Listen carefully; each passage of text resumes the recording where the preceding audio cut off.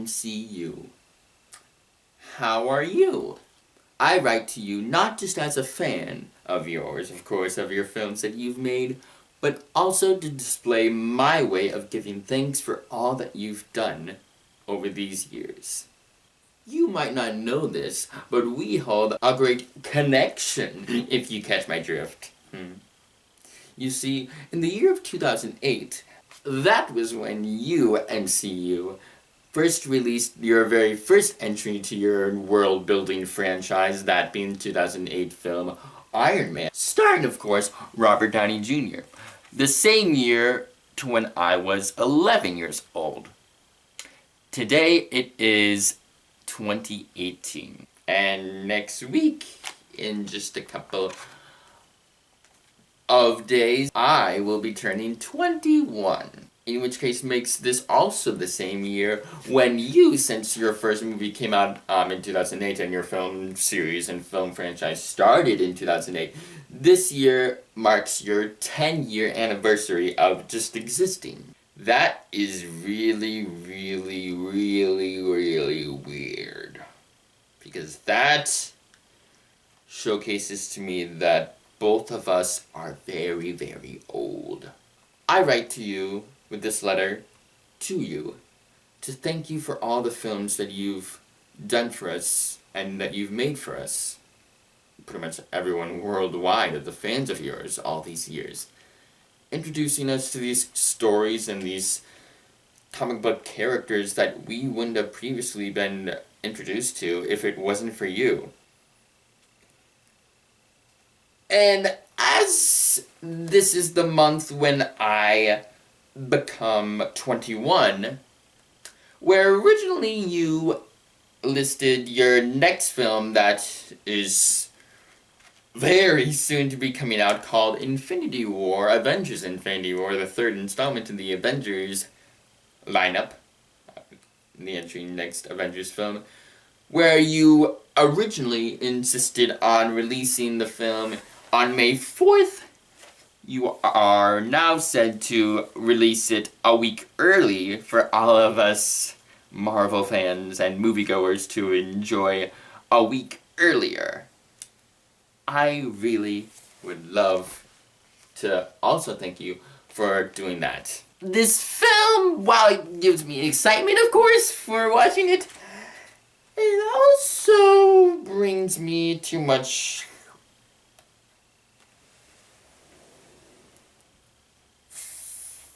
fear, of course, that might be displayed on the screen in our very eyes.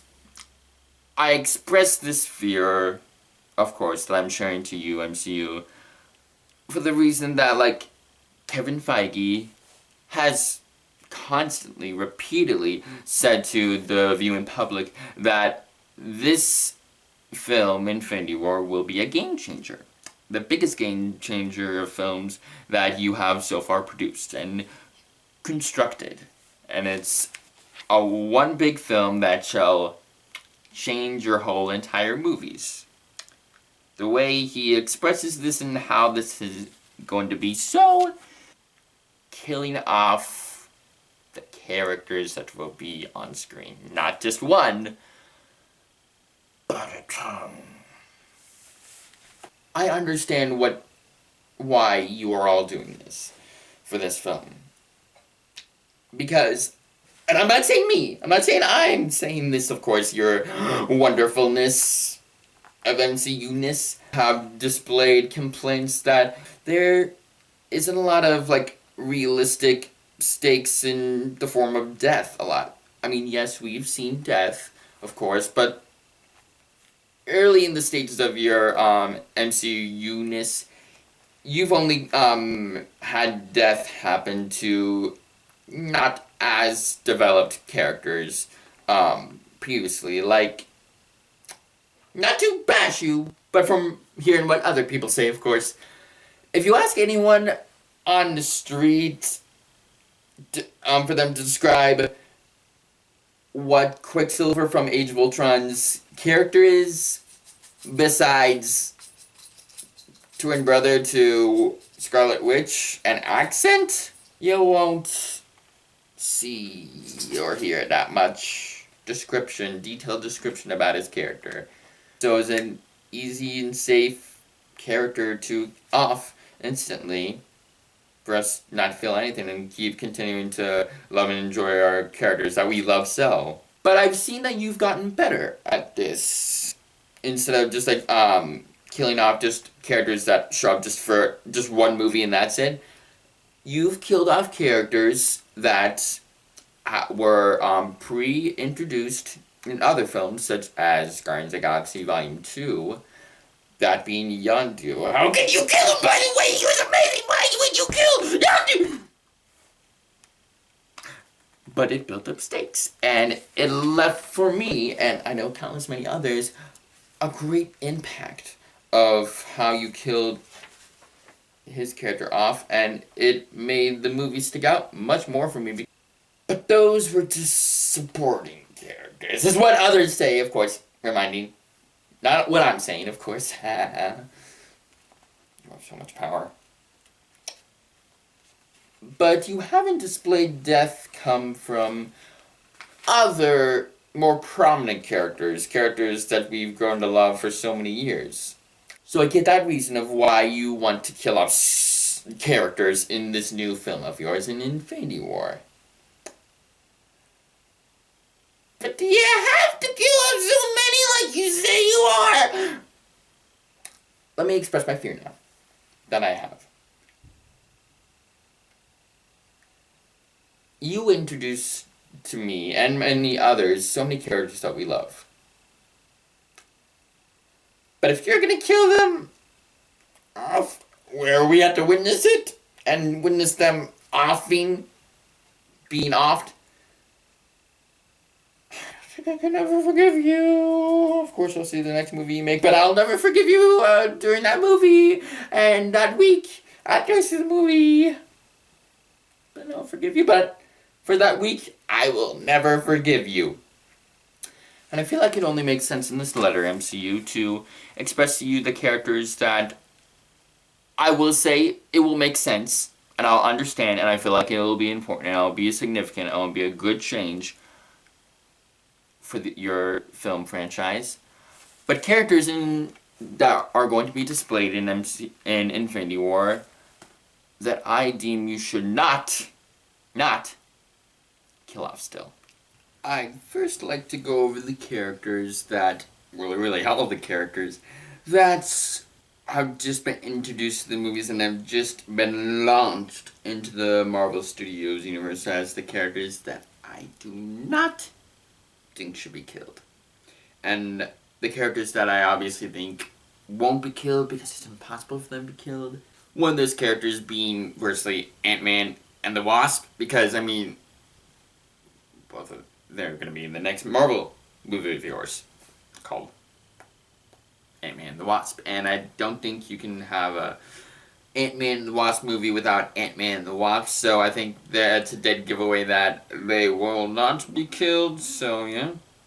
Other characters that have already been just newly introduced into this universe that I do not want to be killed and I do not think will be killed, secondly, is Spider-Man. Not only because, well, he was just introduced, and you just introduced the Spider-Man / Peter Parker as the best Spider-Man / Peter Parker, that being Tom Holland, and we love him so much.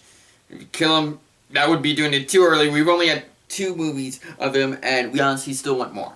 And also, I overheard that there'll be a Spider-Man Homecoming 2, so I don't know how you do that, make a sequel to Spider-Man Homecoming without Spider-Man / Peter Parker. The whole entire cast of Black Panther, you do not kill any of them because they were just in a hit movie of yours. I'm sure a movie of yours that was much bigger than you anticipated. Now on to the characters that I could definitely see you offing. But I don't want you to. First one I'm going to start out with MCU that you do not kill is Captain America. I'm very biased in the reason why I don't want you to kill him, even though I think you might.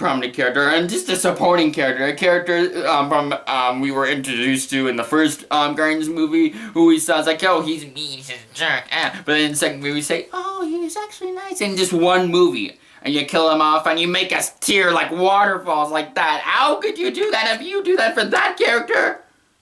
Imagine how we'd react if you do that with more characters in Infinity War for the Guardians of the Galaxy. They are my children. Star-Lord.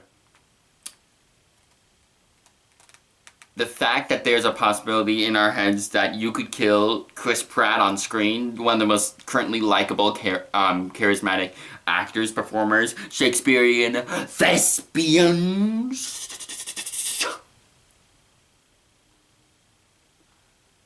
should have you be arrested for such thievery.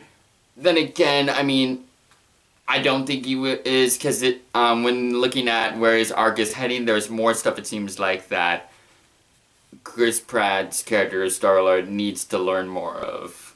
Drax, it makes sense if he gets off, because, I mean, like, I don't know what else after he confronts Thanos, because that's his ultimate goal, to kill Thanos. After that, I don't know where you could take the character. He's a fun character, and I love him just like all the other Guardians of the Galaxy, but I don't know where else you could take this character, so looking at the arc of his character, it makes sense. But I still don't want you to kill him off. This Drax is...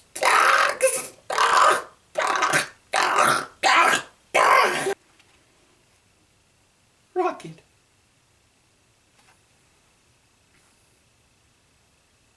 You made us feel heartbroken for a talking alien raccoon. That was a great accomplishment, and no other film has accomplished that. And if you strip that away from your audience, having to feel that and see that on screen, a talking raccoon, then how dare you?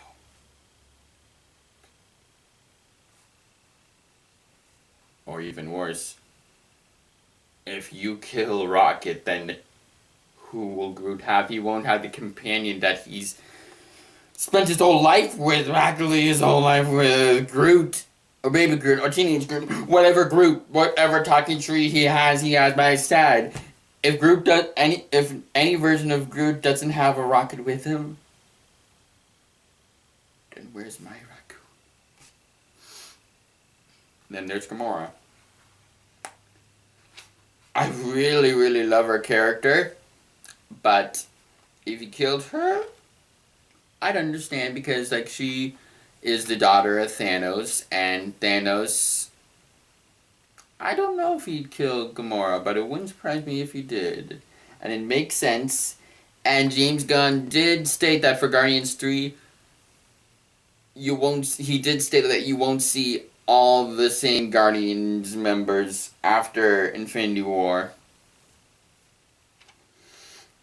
You, James Gunn! I love you! You're a great genius, brilliant director and filmmaker, and I love your work, but darn you! In MCU, the last character I deem you cannot lay a finger on and let death have a hold of at all is a character that I would be most upset over if you killed. And that character is, of course, the character portrayed by the great Shakespearean actress and performer of our time, that being, of course, Karen Gillan, where she portrays the character in your universe of films of that being Nebula, aka the love of my life, one of my favorite characters ever in this universe. And if you lay anything and you just give her the of death, hell,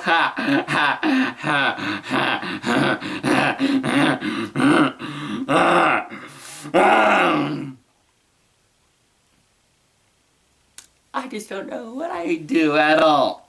I already had to deal with once, only one other time, having to see a character with that was played by Karen Gillan. I didn't see Karen Gillan's face go like, huh?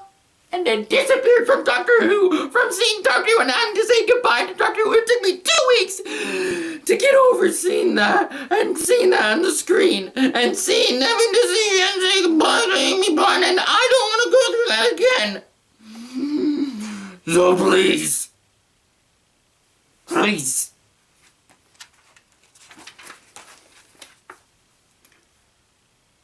Don't kill off Nebula. I can't wait to see Infinity War coming out on April 27th, and thank you for all that you've done to entertain us with all these movies that you've created for the viewing public. Sincerely yours, your absolute number one fan. No one else compares to this number one fan that is trying to at this very moment, Joe.